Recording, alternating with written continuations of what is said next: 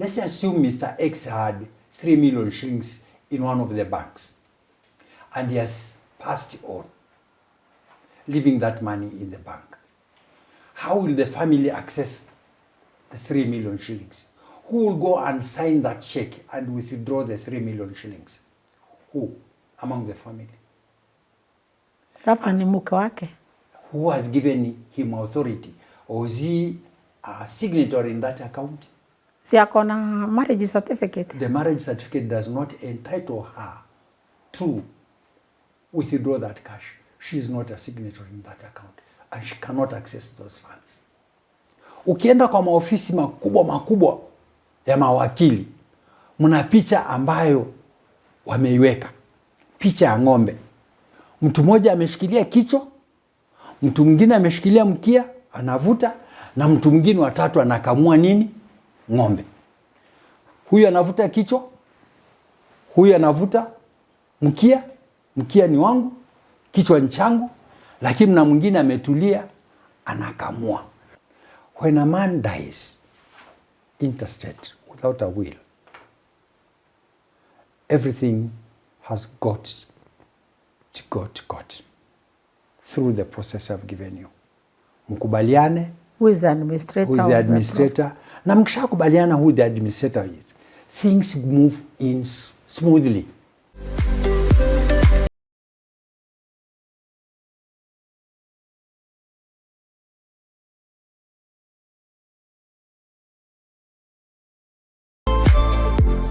Hello viewers and Happy New Year. This is Lucy Mworia of Lucy Mworia Network. Again, thank you so much for the continued support that you have given us. We are growing so fast. Thank you so much. And if you have not subscribed yet, do subscribe, because it will help you in getting our videos on time as soon as they are uploaded. So, I told you we are changing lives. Today, we have somebody who will be talking about succession issues and family assets. Mambo ya urithi. Mambo watu wengi hawayaelewi. Mambo watu wengi wanaelewa lakini hawajui watafanya nini. Leo tuko na mtaalam, na huyo mtaalam niye aliyekuwa a former board member of Unclaimed Financial Assets Authority. Alikuwa former MP Udanyi Taita, former chairman Local Government Funds and Accounts Committee, a former minority whip of Parliament, former chairman Catholic member of Parliament, and none other than Honorable Thomas Mwandegu. Mwandegu, good morning. Morning. Happy New Year. Happy New Year to you. How was your Christmas? Excellent. Good to see you. Nice seeing you too. Yes, karibu. Asante, I enjoyed my Christmas. Na nashukuru Mungu. Yes. I've crossed over to 2023. Yes. And I'm looking forward to having a prosperous new year. Wish you all the best. And I'm happy you are here today. Right. You're so committed to make sure that our people get educated, get the information. And today you are here to share about succession issues and family assets. Mambo ya urithi, ambayo watu wengi wamehangaika, wengine wamefaidika, wengine wanajua, wengine hawaelewi. Tuambie, tell us about that topic. Mworia, hiyo ndio shida. Wasikilizaji na wote ambao wanatuangalia wakati huu, pokeeni salamu zetu za mwaka mpya, na nawatakia kila laheri katika mwaka huu. Leo hii mada yetu tunaomba tuzungumzie juu ya mali ya familia na urithi unaendaje. Ni watu wengi wameaga dunia wakiacha mali yao bila kusema vile wanawe ama ndugu zake watakavyoirithi. And it has created a lot of problems in families. And we like to share what I know, both in law and customer law. Za zingine wakati unasema watu wengi wameaga, au watu lazima ni watu wamekomaa, wazee walio na mali yao na wamama walio na mali yao, si vijana of course, si watoto. Wacha nikuulize swala moja Mworia. Yes. Na naomba unijibu kikamilifu. Yes. Kuna mila na desturi. Yes. Za kila mbari hapa nchini. Ndio. Kuna Wataita, hapo ndio wanatoka, kuna Wagiriama, Kuna Waluya, kuna Wajaluo, kuna Wakikuyu, kuna Wameru. Na Wameru kule kwetu. Kule kwenu. Nikupatie mfano mmoja tu. Ndio. Ukishautambua huo mfano, Naam. ndio utaendelea mbele. Ndio. Leo hii ukute vijana wametoka nje ya kanisa wameoana. Ndio. Kijana ameoa msichana. Huyo kijana kabla hajaoa msichana alikuwa na magari na nyumba zake. Kijana amejistawisha Before aoe. kabla hajaoa. Okay. So amekuja akakutana na msichana akamchukua kama mke. Wameingia kanisani. Wamefungishwa ndoa. Padri ama pasta anawatangaza rasmi husband and wife. And wife.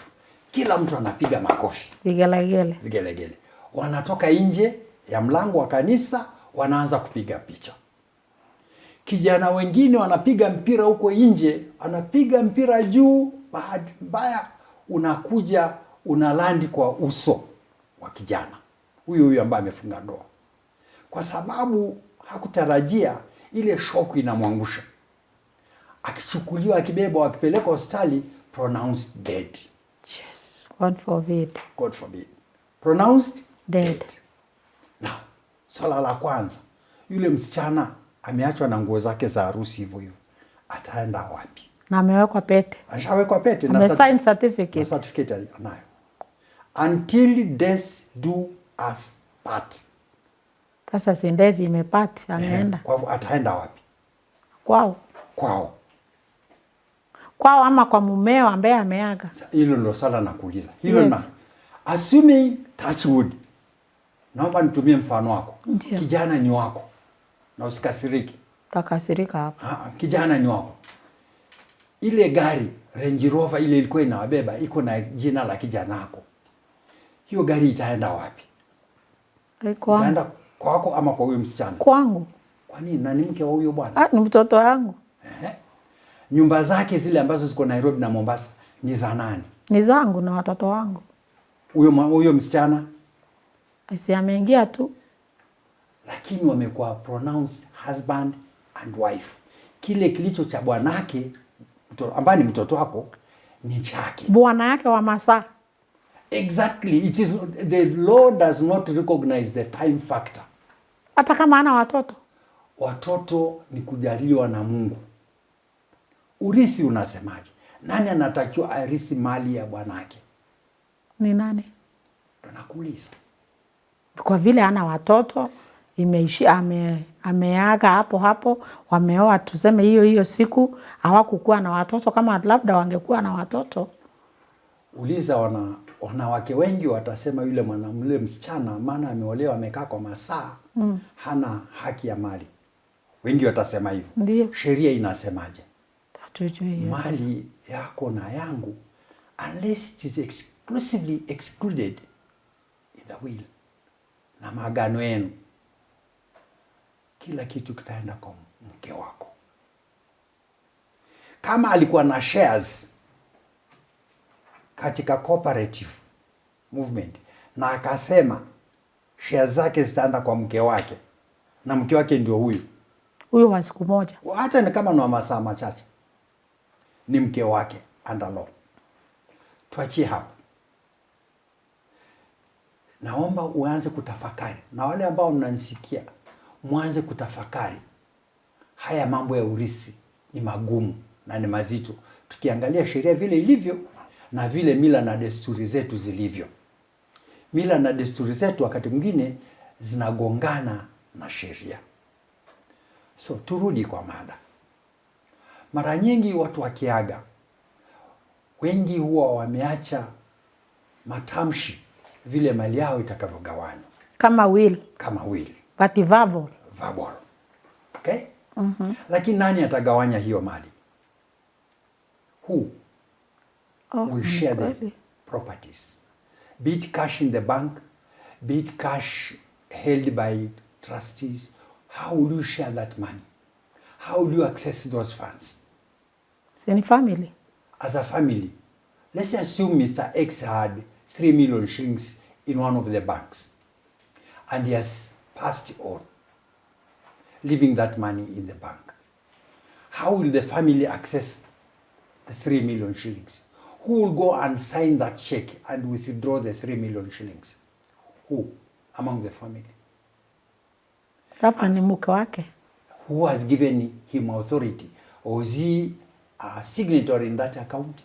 Si ako na marriage certificate. The marriage certificate does not entitle her to withdraw that cash. She is not a signatory in that account, and she cannot access those funds until and unless they comply with the law. If assets cash is less than, I think it used to be 3 million. I don't know whether it was adjusted to 5 million, but it used to be 3 million. You can go to the DC and it is transferred to public trustee. Hiyo pesa? Yes. Na members of family wakiwa? Yes. Hata watoto wakubwa? Hata watoto wakubwa. Na mabibi wakubwa? Na mabibi. Hata kama kuna mtu anakufa huko na ugonjwa, watoto wamekosa school fees, you cannot access that money under law. You can't. So, when you get married, you have choices to make. Do you make your wife a co-signatory into the account? Does your wife make you, as a husband, a co-signatory in her account, such that any of you can withdraw the cash? If not, then the money will stay in that account and you will not access it till it is transferred to the public trustee. Or, if nobody claims it, it goes to Unclaimed Financial Assets Authority.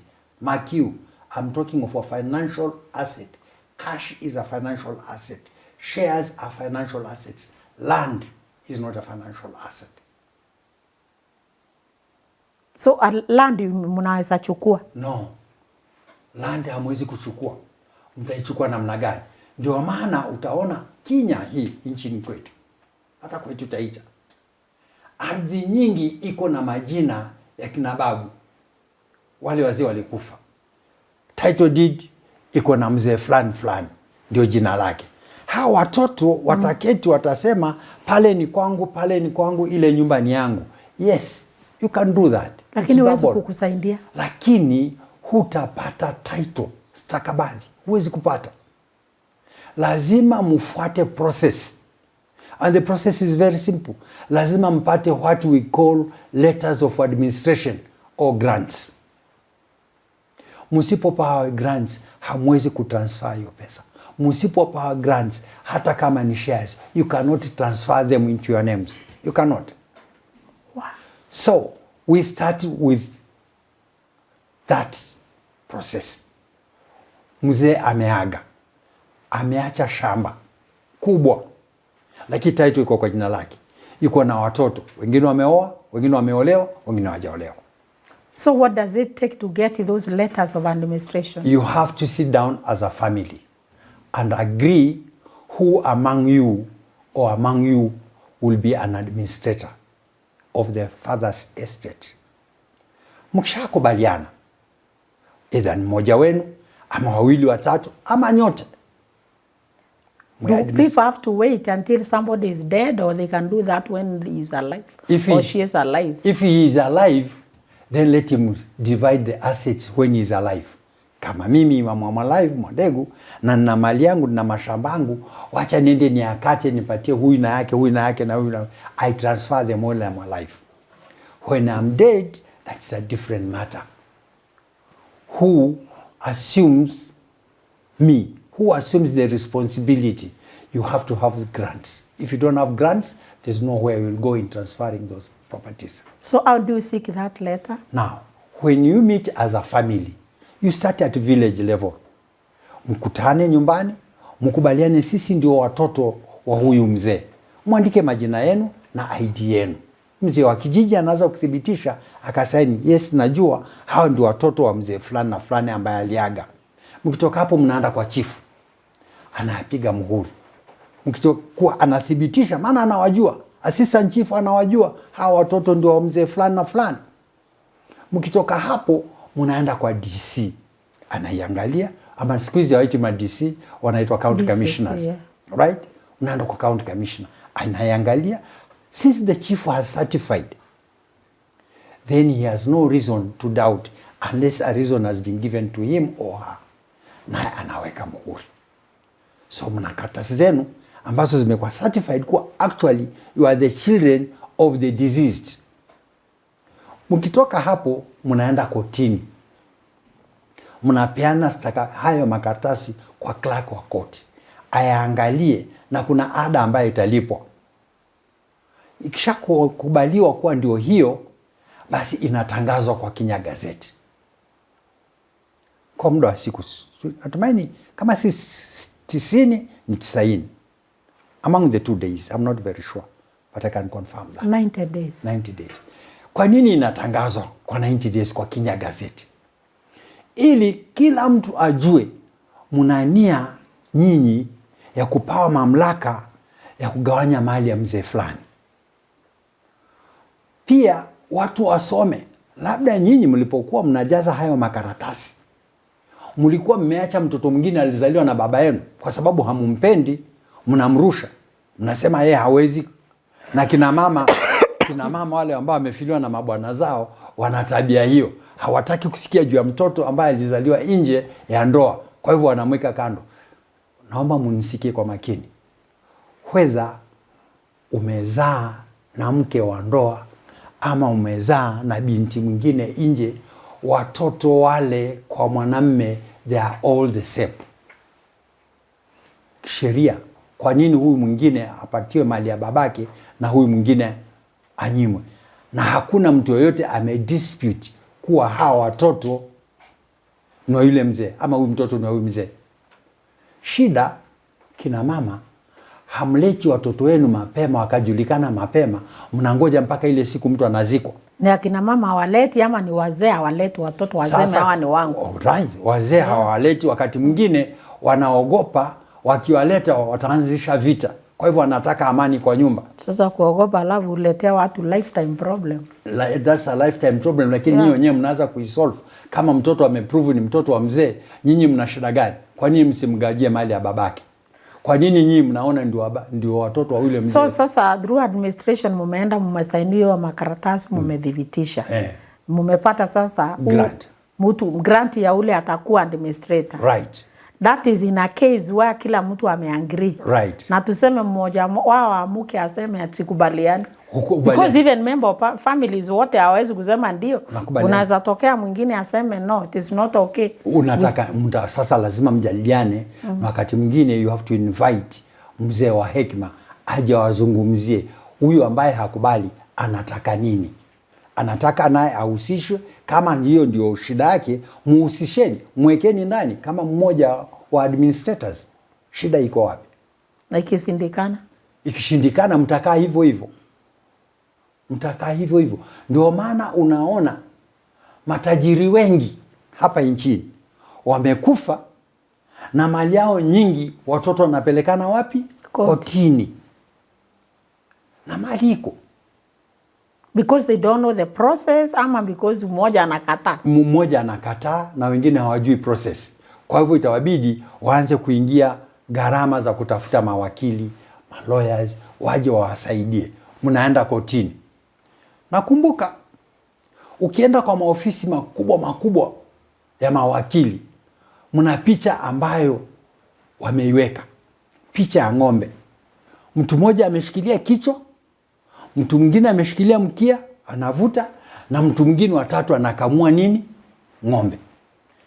Huyu anavuta kichwa, huyu anavuta mkia, mkia ni wangu, kichwa ni changu, lakini na mwingine ametulia anakamua.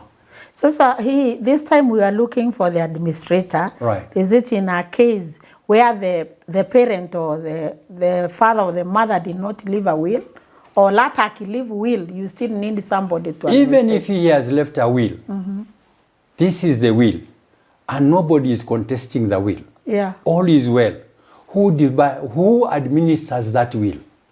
You need somebody to take everybody through that will and make sure the assets are shared as per the will. Who is that person? That person has got to be an administrator of the estate of the deceased.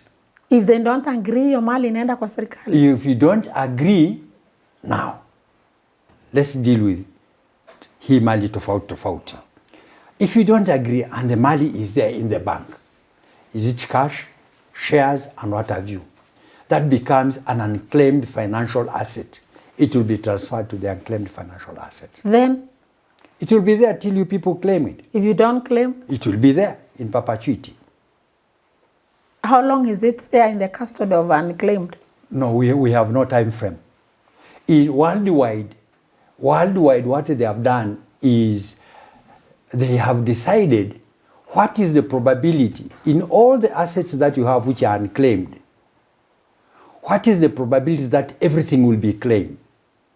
So they have that probability. So if there is a portion that cannot be claimed, they know for sure this amount will not be claimed for one reason or another. They can do something, a social item. They can build a hostel with it, but not in our country. I'm talking of other jurisdiction.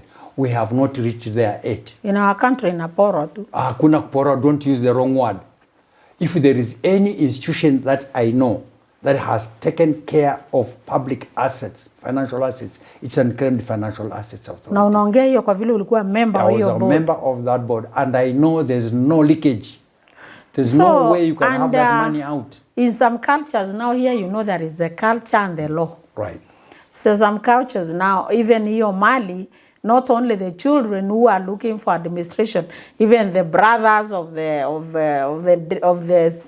dead, the deceased, the sisters, they all come. Who is supposed to come and claim those things? I think under the law, currently, the sons or the children of the deceased, the sons were entitled to their father's properties. But now it is the children. Now, under the new constitution, it is the children, boys and girls, men and women. All of them are entitled to their father's property. According to the Kenyan law. And those men who are listening to me, who have sisters, please note, your sisters are entitled to their father's property. They are entitled to their share equally. Equal entitlement. Equal entitlement. The law is the constitution is very clear. So those ones of you who are saying, oh, my sister is married, our sisters are married, sit down with your sisters. Agree, our dear sisters, we love you. But you are married out there. You are quite comfortable out there. Allow us as boys to share our father's property. But could you can give you this portion. And you are bound to agree. If you, Mworia, you are married out there, you have settled somewhere else with your husband and your children, right? Yes. The only properties that your brothers have is this one of their father. Why can't you agree on a modus operandi? Okay, nyinyi chukweni hii lakini na nyinyi mnigawanyie hii kidogo ya baba. You can always agree. On agreement. On agreement. But lawfully you have equal rights. Yeah, lawfully you have equal rights. Ladies, equal rights. Right. That so one. What is succession right for these other wives, second, third, fourth, fifth wives? How are gonna right again? You see, the law, does the law recognize them? I think depending on which law you are married. You know, the Marriage Act in the new dispensation has recognized traditional marriages. Yes. So if you are married under the customary law, you are entitled to your husband's property. So under customary law, one can marry how many wives? As many as is capable. Those are his wives. However, under the Christian Marriage Act, you are supposed to have one wife. Right. Now, I'm not here to say which is correct and which is wrong. It depends on what you have decided. Are you married under the Christian Marriage Act or under the African Marriage Act? What if you have applied both? The first wife is married in the church, and then you have other wives who say you are saying you will remarry traditionally. Sasa utakuwa na sheria mbili hapo. Sawa. That is why the courts are there. You go and sort it out in court. Fortunately, I'm not a lawyer. But still, after that time we are sorting in court, is we have no administrator. Or the first wife ndio na watoto ndio wako na right ya maneno ya. No. While you are sorting in court, I would assume the status quo. I would assume the status quo remains. But please note, when a man dies intestate without a will, everything has got to go to court through the process I've given you. Mkubaliane who is the administrator. Who is the administrator. Na mkishakubaliana who the administrator is, things move in smoothly. It does not make any sense for you people to keep on quarreling over your father's property. In the first instance, who told you it is mandatory that your father should give you his property? I, as Mwandegu. If today I decide my properties are mine, where do my children come in? Am I obligated under any law to give them a share of my property? Which law? Suppose I decide to give all my properties to institutions, the church, schools, and what have you. What's wrong with that? You could do that, but do the children have the right to refuse that? As who? No, if they feel that their father was not fair. No, fair to who? To them. Yeah. Under what law? Look here, if we are dealing with property that I've inherited from my father, that's a different matter. This is my property I've bought with my wife. It's my property with my wife. Am I obligated under law? Ni lazima niwaganyie watoto wangu hiyo mali yangu na ni yangu. Ni lazima niwagawanyie.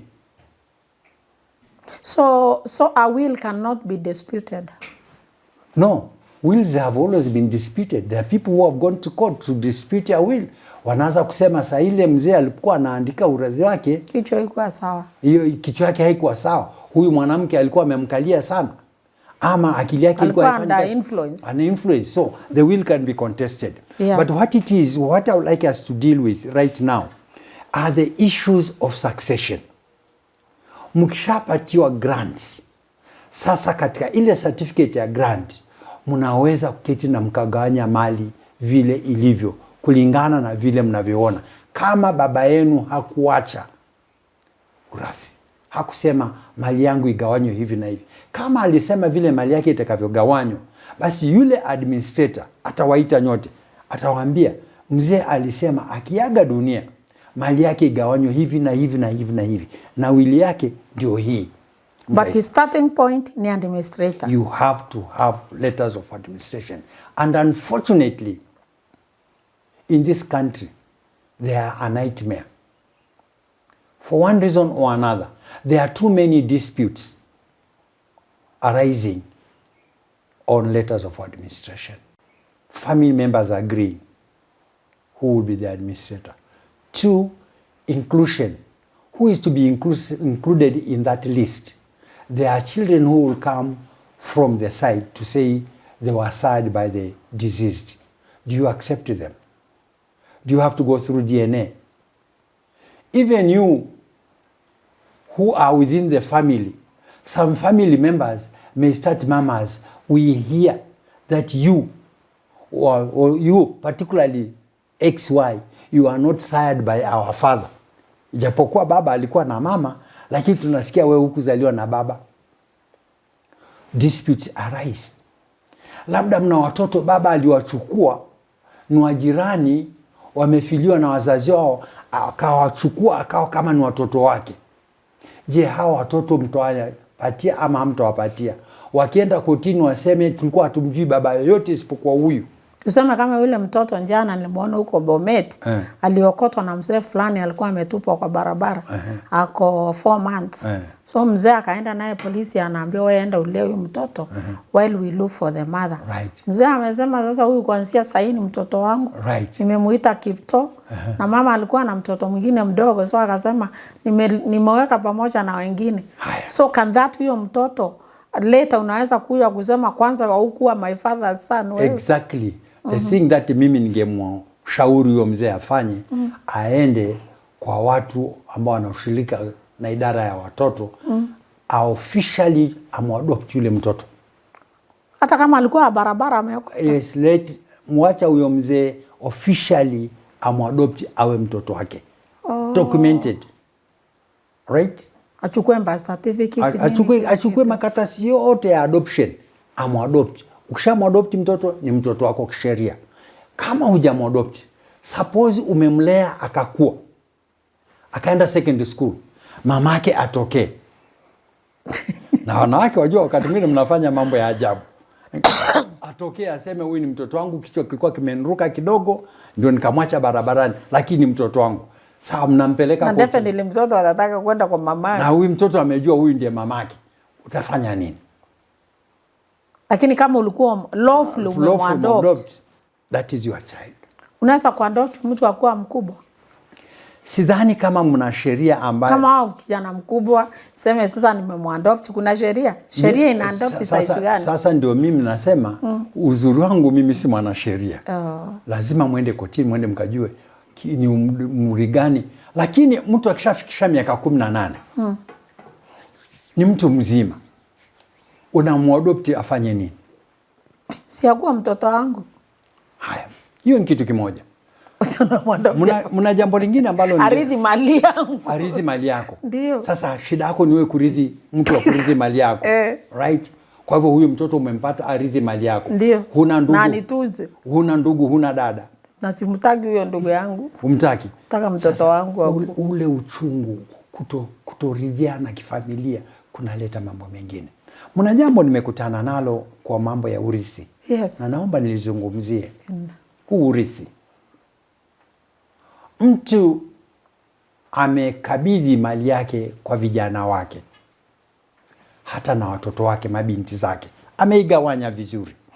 While he is alive. While he is alive. Okay? Yes. Anaaga dunia. Akiaga dunia, muda si mrefu, vijana wake nao wanaaga. They all die. For some strange reason.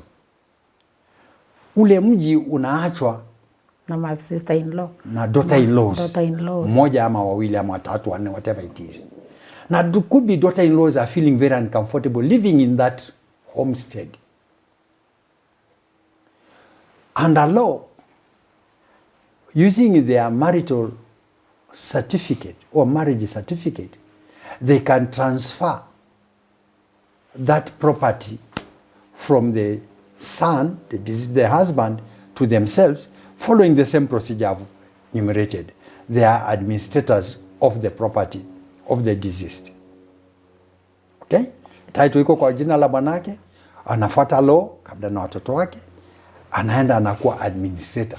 She can transfer that title to her name. Legally.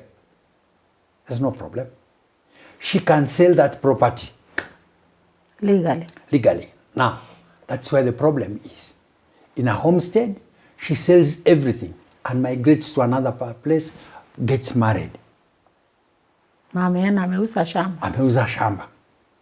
Kimila na desturi, mila na desturi hairuhusu binti mwanamke atoke pahali pengine aje kurithi mali ya wenyewe. Kama umeolewa mahali, you are not part of making decisions on urithi. Kulingana na mila na desturi, hutakuja kumeki urithi. Ndugu yetu amekufa, sasa maana ndugu yetu amekufa, hili shamba lake unaliuzia mtu mwingine wa nje, unahama, unaenda na watoto. That cannot be allowed. By who? By the community. The community. Lakini kisheria anaweza. Sheria anaweza. Kwa sababu yeye ndio ako na ile certificate ya administration. So how do you stop that? I would like us to consider certain things that I've seen, I've come across. And this may not be very palatable to most people. When you are giving your title deeds to your sons. Your sons or your children? This time I'm talking of sons. I didn't talk of the daughter having sold the property. I talked of the daughter-in-law selling the properties. Yes. Right? I'll come to the daughters selling their father's properties. Yes. But for the time being, I want to deal with one item where I'm making a will to my sons and I'm transferring the titles to them. Can I put a caveat on that title that this title belongs to my son? I've bequeathed him, I've given him this title, that is his. But what is caveat kwa wale hawaelewi? Ni kizuio. Katika title deed unaweza kuweka caution, useme hii title haiwezi kuenda kwa mtu mwingine mpaka mambo fulani na fulani. Kama unaweza kusema hii title haiwezi kuenda kwa mtu mwingine ambaye hana damu yetu. Hana damu yetu. So it means Mworia, kama wewe ni mke wangu, wewe huna damu ya familia yetu. So unaweza nipea title lakini iko na caveat. Na caveat nimemwambia. Siwezi yani kuuza. Huwezi kuiuza. Nimefunga kabisa. Kwa hivyo wewe si nimefunga caveat. Wewe huko na damu yetu. Na mna watu ambao najua sintowataja majina yao. I know they have made those kind of wills. Ardhi hii tunawapatia, chukueni, lakini mtu wa kurithi lazima awe ni mtu wa damu yetu. Umesikia nayo. Kwa hivyo, so if I put the caveat on the title deed and I've signed it, that is the end. Kwa hivyo unaweza kuwa hapa ukifikiri ulipewa title na anaenda secretly anaweka caveat ama it is openly. Sasa caveat, once the title has a caveat, if anybody does a search, he will find that caveat. Lakini wewe mwenye kupewa hiyo title unaweza kuwa hata ujui iliwekwa caveat. Sasa ukipewa title, go and do a search. Sasa haya ndio mambo ambayo tunataka kila mtu ajue. Once you have a title deed. Kwa hivyo naweza kuambiwa ardhi ndio hii, shamba hii ni yako, chukua title na inawekwa kwa jina yako, lakini mwenye kukupatia anaweka caveat. So wewe ukifikiri uko na ardhi na sio, unaona sio yako. Sasa before tumalizie, actually this one must be part 2. This is part 1, we are going to have part 2, a continuation of this, kwa sababu watu wengi wako na mashinda hii ya urithi. The last question, ningetaka uangalie kamera. Kuna mtu nje pale ako na shinda hii sasa. Ako katikati ya sheria ya tradition na sheria hii yetu ya Kenya ya constitution. Sasa mtu kama huyo saizi anaenda through hiyo shinda, umengwa mwandivaisi aje? Mimi kitu ambacho ningependa kushauri watu ni kuwa mambo ya ardhi ni magumu na ni mazito. Kitu cha kwanza, court hazisuulishi udhia. Udhia ni ile bitterness. Court zinakuja zinasema tumeamua hivi, lakini ule uchungu uko nao bado utaendelea kuwa nao baada ya maamuzi. Ndio unaona hata watu wanarundi kuuana. Kwa hivyo ningeshauri watu, kaeni chini, mzungumziane, tafuteni wazee, mzungumziane, waeleze, na muache hasira na ghadhabu. Mkizungumziwa na wazee, wao ni wazee wenye busara na hekima. Kama sheria inasema hivi ya kimila na desturi, ni kama vile tunavyoona hivi siku hizi. Mtu anaaga, jamii yake wanakuja, wanabeba masofa sets, wanabeba masufuria, wanabeba kila kitu. Mpaka suti ya mzee. Mpaka siku ya mtu na watoto. Sheria inasema nini? What does it say? La mwisho, nyinyi kina badada ambao mnajitoa nyumbani kwenu, mnaenda kwa mwanamume, mnakaa na mwanamume, umeolewa ama umewekwa.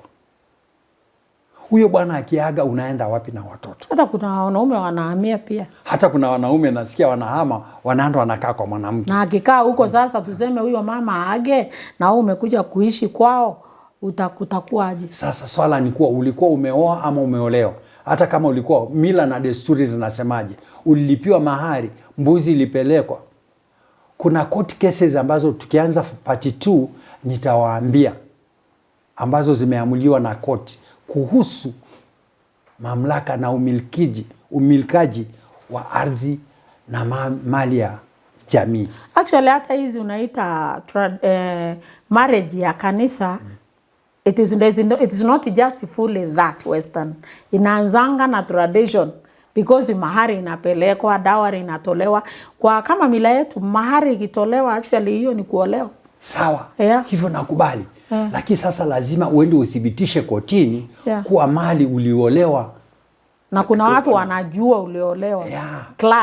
Clan inajua, basi lazima waje wawe washuhuda wako. Hapo hamna shida.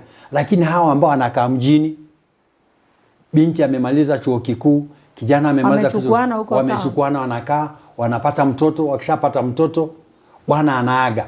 Huyo binti anaenda wapi? So hakikisha umeolewa in a way it is recognized. It is recognized. Whether ni kimila, wewe kijana unataka kumwoa huyu binti, nendeni kwao, hata kama ni kutoa kitu ambacho mmetoa kulingana na mila na desturi, nendeni. Should be entitled to. Na hata wewe mwanaume ambaye unataka kuolewa, ukiolewa hata wewe oleo officially. Watu wajue wewe umeolewa. Yeah, wakati mwanamume umeamua uende ukae kwa binti, kwa mwanamke kwao, ikuwe official. Ikuwe official kwao, huyu ni mke wako, lakini kwa sababu ya mali unakaa kwao. Lazima mufanye mambo yawe rasmi. Lakini kumalizia nasema hivi, tafuteni, tunafungua ofisi Voi, mnaweza kutupata, ili kurahisisha haya mambo ya letters of administration. Muna watu wengi sana ambao hawajui wataenda wapi, wataanzia wapi na watafanya. Sasa Mheshimiwa Mwandegu, kama solving ya hii mambo itakuwa Voi na wengine wale hawaishi Voi, shinda zizi za urithi ziko kila mahali. Labda in the future utatufungulia maofisi kila mahali. Hata Meru nitakuja tafungua ofisi. Lakini ni jambo la muhimu. Ndio tukimalizia, this is part 1. Asante sana, tumejua mengi na bado hatujajua. Ndio tunaona kama ingekuwa ile ya kuuliza maswali live, niko na hakika wananchi wangesema tuendelee. Lakini kwa ajili ya muda tunasema thank you very much wananchi, the viewers. This is part 1 of urithi, succession issues and family assets. Tutaendelea kwa sababu ni kitu muhimu ambaye saa zingine hata inaachwa, hata inadhulumu hata akina mama wale wameachwa na wazee hata wakiwa wazee. Hata kuna kitu nimejua, hata mama yangu mwenyewe, I thought she is a direct automatic administrator of my father's assets. Kumbe that's not what is. And regarding this, if you have any question, write it on our comment section and we'll get back to you as soon as we can. Maybe it will be the next topic. So thank you very much. If you have not subscribed yet, please subscribe. Do not miss this. Happy New Year.